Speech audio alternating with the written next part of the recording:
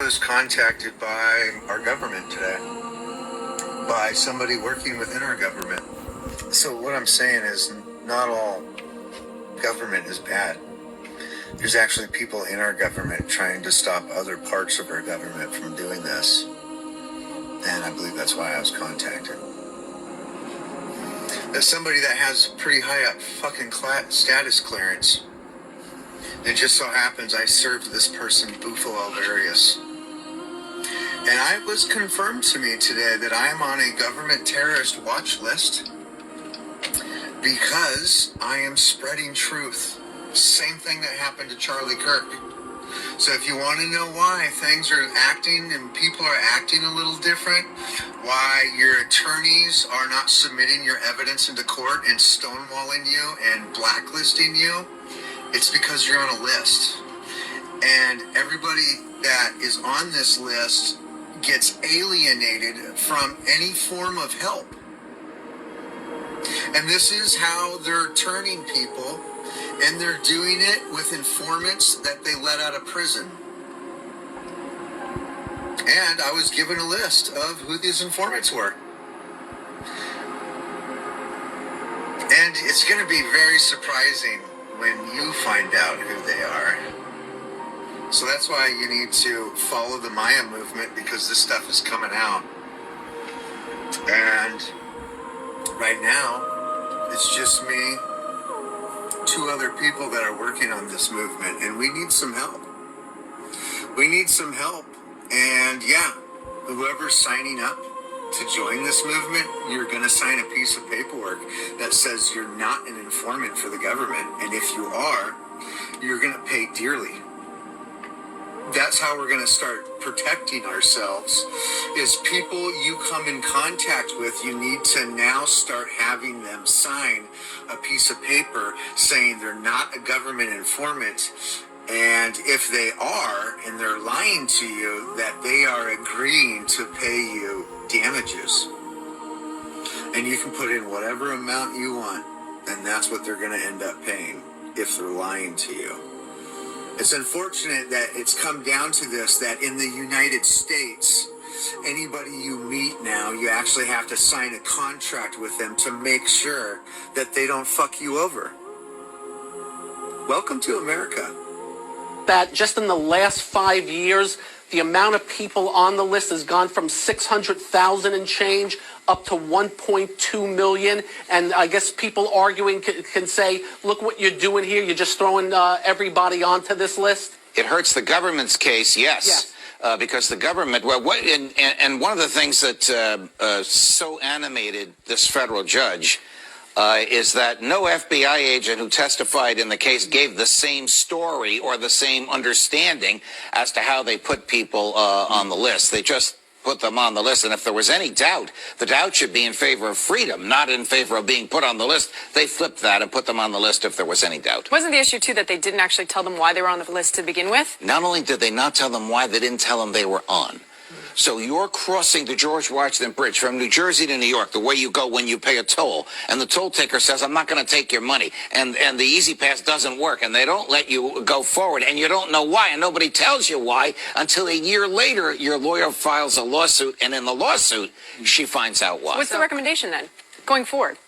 The vagueness is there still. The government would have to have a trial, a jury trial, in order to put somebody on that list. In the case of a national emergency, which was sort of how 9/11 was approached or viewed, I think, by the government, wouldn't there be certain powers given to the government or the FBI that might allow something like this, at least temporarily? No. The Supreme Court has been very clear. There's no such thing as emergency power under the Constitution, even though there are a half dozen statutes that give the President of the United States near dictatorial powers in the case of an emergency that he declares. There's no authority for that in the Constitution. So President Trump could not declare a national emergency and say, as part of the remedy of this national emergency or to address it, we need this watch list. He probably could do it. And by the time it was invalidated by the courts, the emergency would have passed. Judge, I'm getting a wrap, but I have to throw in one more. The Council on American Islamic Relations was a part of the challenge to this law, or this position of 1 million people on the watch list. This is a group that was a co-conspirator, unindicted co-conspirator of a terrorist case. They're a group that still does not recognize Hamas as a terrorist organization. It gives me a qualm that they were a part of the group challenging the government's position on this. Well, Should the it? people actually doing the challenging are American ACLU. citizens and the ACLU. I would imagine the ACLU. But American citizens can make mistakes too. Right, but American citizens have rights that can't be taken away in secret. Yeah. Full reporting by someone named Ken Klippenstein on NSPM 7. Have you heard of this National Security Presidential Memorandum 7?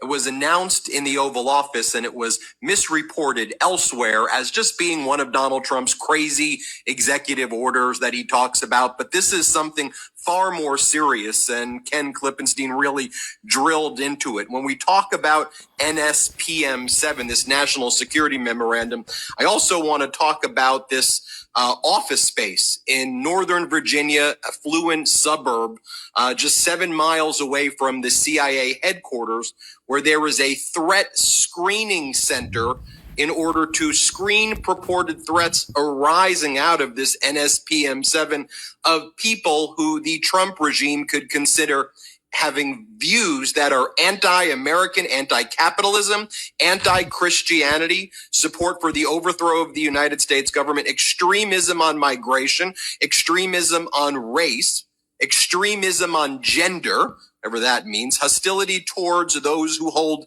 traditional American views on family, hostility towards those who hold traditional American views on religion, and hostility towards those who hold traditional American views on morality. And right now, where we see this Trump regime labeling anybody who shows up at the No Kings protest as Antifa, essentially they'd be saying, I believe, that any American who shows up and peacefully protests what they're doing, anyone who dissents could fit potentially one of these categories. Let me drill into this reporting from Ken Klippenstein.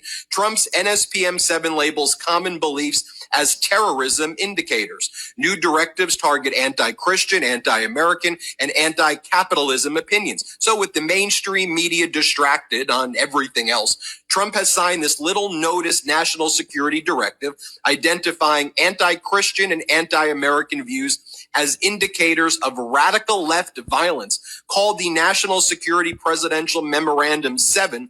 It's being referred to as NSPM 7 by administration insiders. This is the first time in American history that there is an all-of-government effort to dismantle left-wing terrorism, is what Trump's Homeland Security advisor, Stephen Miller, said, referring to the issuance. To the extent that the major media noticed the directive at all, they, even C-SPAN, incorrectly labeled it an executive order, Ken Klippenstein writes, like this week's designation of Antifa as a domestic terrorist organization. And as Ken Klippenstein writes, it's hard to overstate how much different NSPM 7 is from the over 200 executive orders that Trump frantically signed since coming back into office.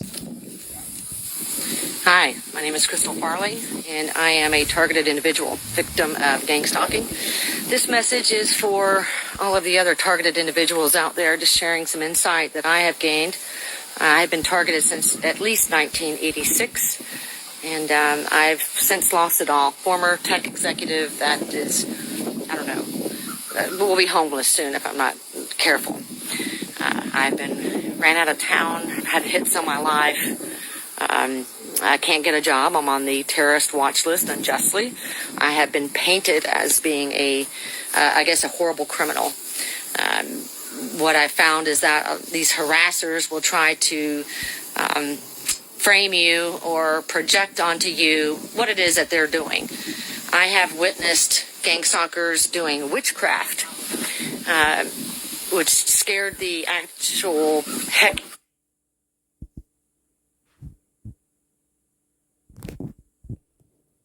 Alright, y'all, this video froze for some reason.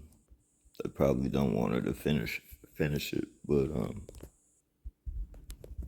Yeah, it won't unfreeze, so let's move on. Begin this hour with new information on a terrorist watch list created after the 9/11 attacks in 2001. A CBS News investigation finds an estimated 2 million people, including thousands of Americans, are on the list today. The U.S. shares that list with more than 60 foreign governments. It can be used, among other things, to justify spying, including cell phone and computer searches. For the new CBS Reports documentary, The Watch List, Imtiaz Tyab spoke with an American couple who believe they are included on the watch list incorrectly. They say it has caused them trouble when traveling. Each time I got a plane, 8 people waiting for me to go through everything. For 1 hour flight, I have to spend 6 hours to go and come back. And that is 8 years. 8 years is a very long time. If you didn't find anything, then I wish that somebody will say, you know what? Doesn't seem to me these guys doing anything wrong. It started out. Now, they say they have attempted to get their name removed from the list. Security officials acknowledge issues with the system, but argue it's an important tool that keeps this country safe. Your average American, your average taxpayer is going to look at it and say, okay, has it been worth it? Absolutely. Without any question. The fact that we haven't had a major attack within the United States of the scale of 9/11 is not an accident. It is a function of keeping bad guys out, taking action overseas, working with our partners. But it's also deeply flawed. There's no question that we've had problems in the past. We've had cases where individuals were threatened with being placed on the no-fly list if they didn't serve as informants. Well, that's clearly wrong, and people need to be held to account. Over the past 2 decades, the watch list has been criticized for reportedly targeting tens of thousands of people that it shouldn't, often because their names were too similar to someone else who was under investigation. But one Inspector General audit in 2008 found the information that put people on the list was often incomplete or flat out wrong. We are doing our best. If there's an alternative, I'm all ears. I don't know what it is. I mean, at the end of the day, terrorists don't wear a scarlet T across their chest, and we're having to make a decision about whether to let somebody in the country. How else, other than a list, do you do that? For the first time in 249 years. 249 years. The United States has been put on a human rights watch list. Or am I still being brainwashed? Are we still being dramatic? Stop saying it and go do your research and see what is happening to people in our country. Imagine that was you, your best friend, a kid your son or daughter plays sports with, your neighbor. It's not okay what is happening. We're not getting rid of the worst of the worst. These are people that legally seek asylum here. There are people going to their interviews to renew their citizenship or their visas, brain farts. Do the research. These are not just bad people. These are good members of society. Hundreds of thousands of less people spending money. And stop saying it's saving us money, because it's not. It's costing us a lot of money. Between ICE, between the facilities, between all of it. I challenge you, if you are supporting what's going on, to look at what's happening to families from a different perspective other than the one that supports you.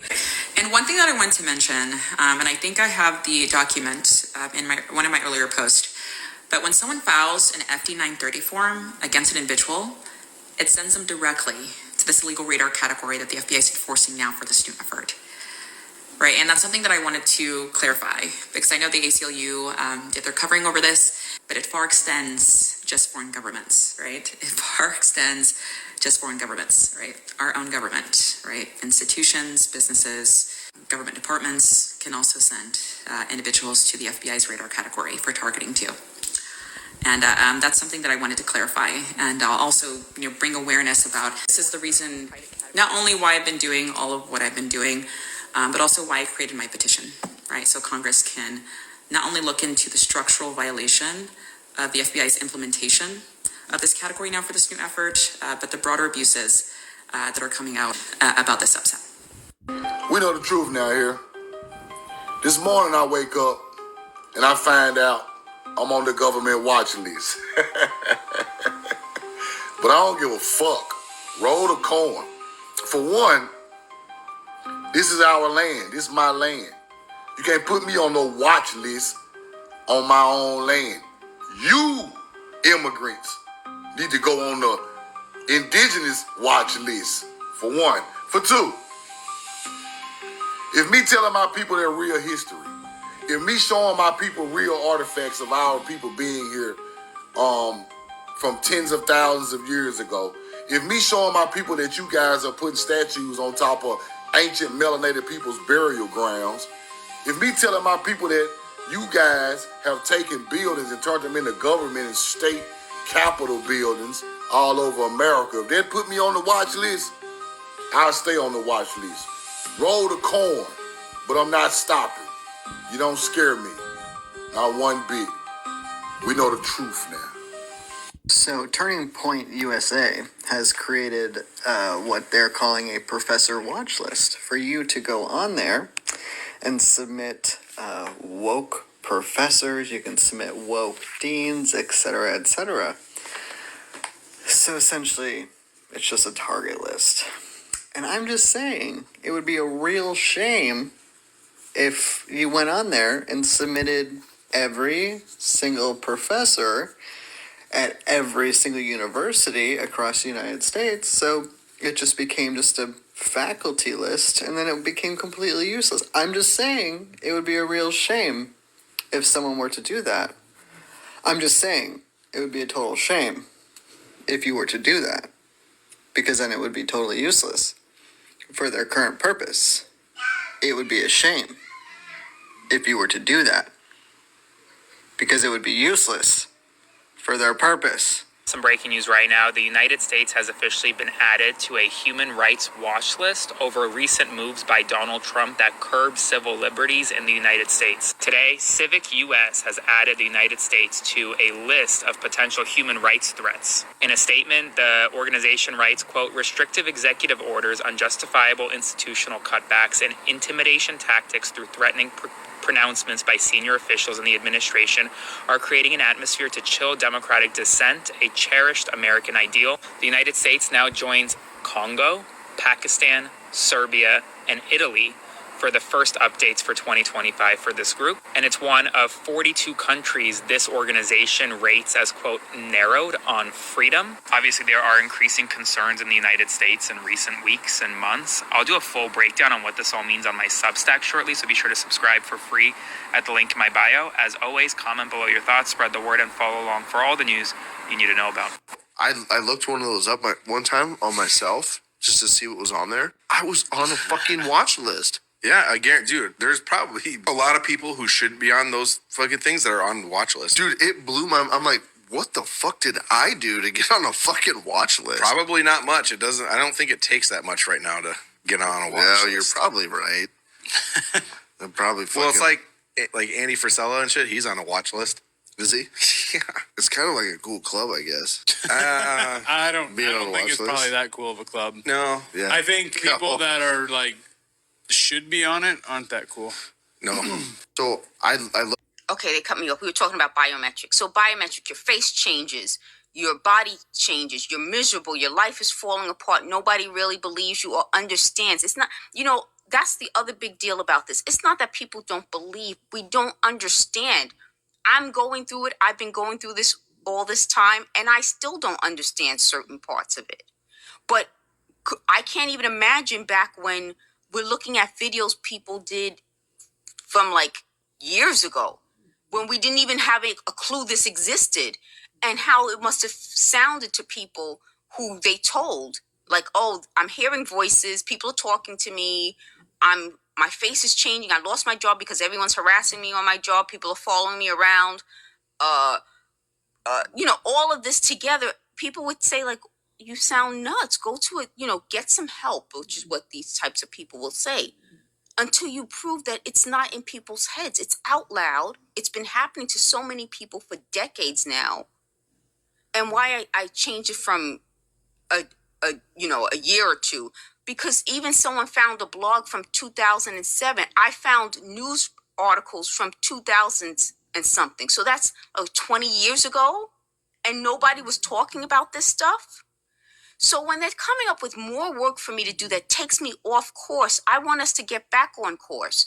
And people, why don't you answer these questions for us? Why is this Soviet technology? Why did the United States start to use it and research it? That's a big question for me also. But now that we have the information that the United States, they're releasing it, who were they using this on? Yeah, man.